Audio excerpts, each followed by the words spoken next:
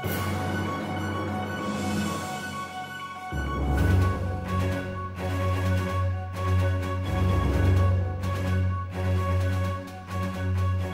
going on, Polk Nation? My name's Alejandra. And I'm Briley. And you're watching Panther News. But before we get started, please stand for the pledges.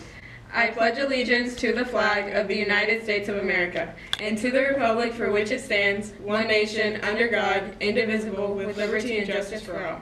And now for the Texas flag. Honor the Texas flag. I pledge allegiance to thee, Texas, one state under God, one and indivisible. Please remain standing for a moment of silence. You may be seated.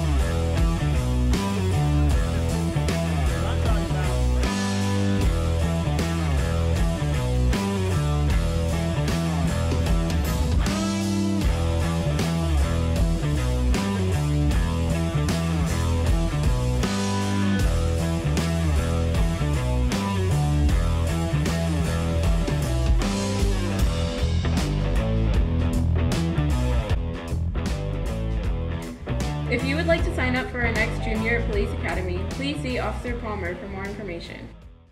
Do you have postcards collecting in your binder or backpack? Don't forget to turn them in. There will be a pizza party for anyone who's turned in 5 or more this 9 weeks. Don't miss out. We have tons of events, trips, and celebrations coming up, so remember to stay on top of your grades and conduct. Absolutely. You don't want to miss out on everything, so let's finish this year strong.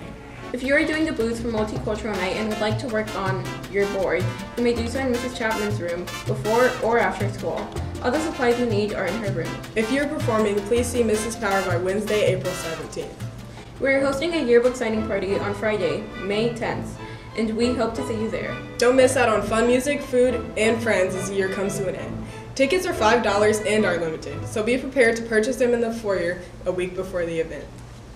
And now for our teacher spotlight, Miss Isaac. What's going on, Panthers? I'm Iman, and today we're going to be interviewing Miss Isaac, our engineering teacher. Why did you choose to teach at Ted Polk Middle School?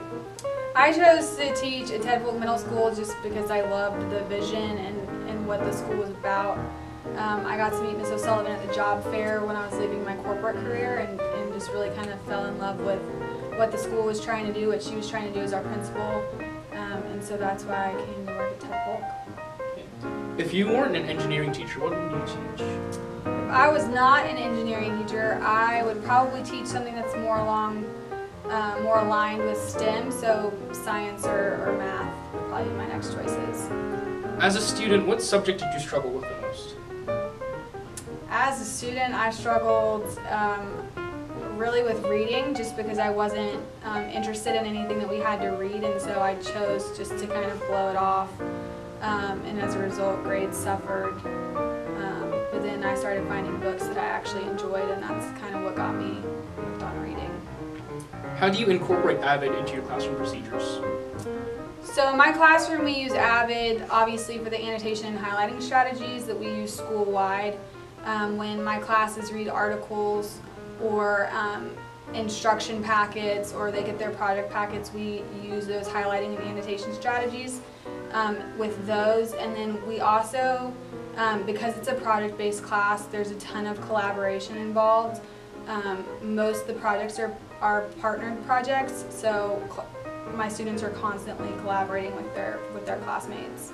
And then of course we do our learning target and essential questions and write in our planners as well. What is advice that you would give to a student who aims for a career in the STEM field?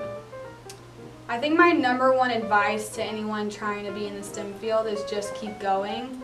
It is not easy getting there, but once you do, it's really, really rewarding, both in what you learn and then also in the money that you can make in the STEM field.